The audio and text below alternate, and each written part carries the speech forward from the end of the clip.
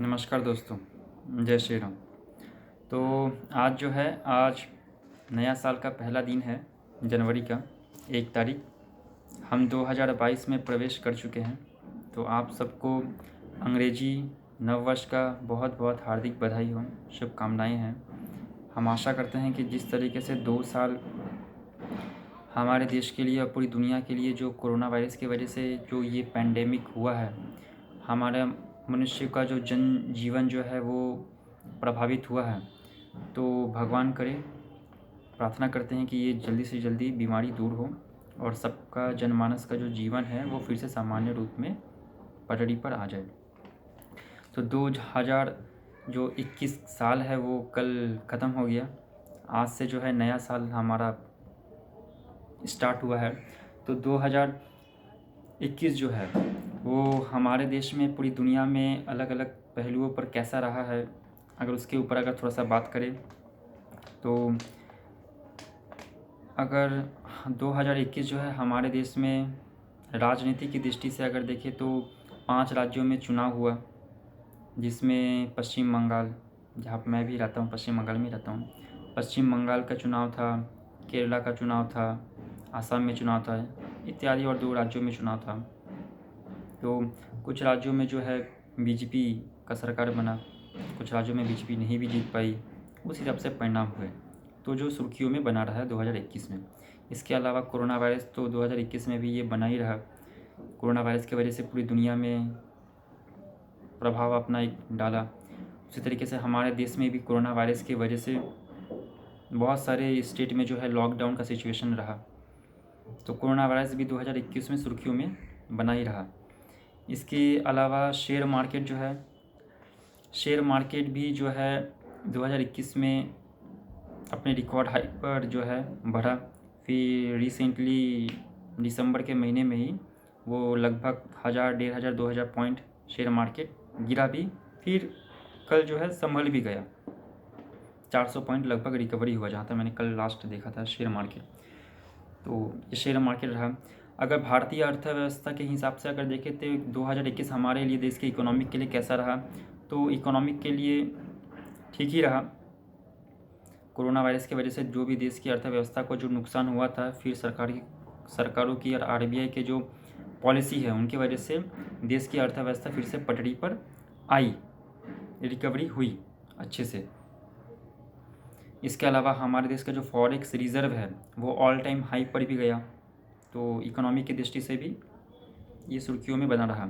इसके अलावा अगर हम डिफेंस की बात करें तो कि 2021 में हमारे देश में डिफेंस में क्या चला, तो डीआरडीओ ने बहुत मेहनत किया, अभी भी कर रहे हैं। हमारे देश के रक्षा जो तंत्र है उसको और सुरक्षित करने के लिए हमारे देश के जो सरकारें हैं वो प्रयासरत है। प्लस हमारे देश की जो रक्षा विभागें हैं, एचएएल हुआ, डीआरडीओ हुआ, वो काफ़ी मेहनत से काम कर रहे हैं। डीआरडीओ जो है वो नई नई मिसाइलों का परीक्षण कर रहे हैं, उसमें सफलता प्राप्त कर रहे हैं। हमारे देश का अपना डिफेंस सिस्टम वो तैयार कर रहे हैं, BMD, ballistic missile defence system तैयार कर रहे हैं। इसके अलावा एम का ऑरा, हमारे देश का अपना 6th जनरेशन फाइटर जेट एम का ऑरा, हमारा अपना बॉम्बर, अपना देसी बॉम्बर, उसको ऑरा, उसके ऊपर काम तेज़ी से चल रहा है। तो ये डिफेंस में कुछ सुर्खियाँ बनी रही। इसके अलावा दुनिया का सबसे बेहतरीन डिफेंस सिस्टम रसिया का S-400, वो भी हमारे देश को इस साल मिल चुका है, हमारे देश में आ चुका है और वो तैनात भी हो चुका है पूर्वी पश्चिमी सीमा पर। इस तरीके से हमारे देश की बहुत सारी जो चीज़ें हैं वो सुर्खियों में बना रहा पड़ा है।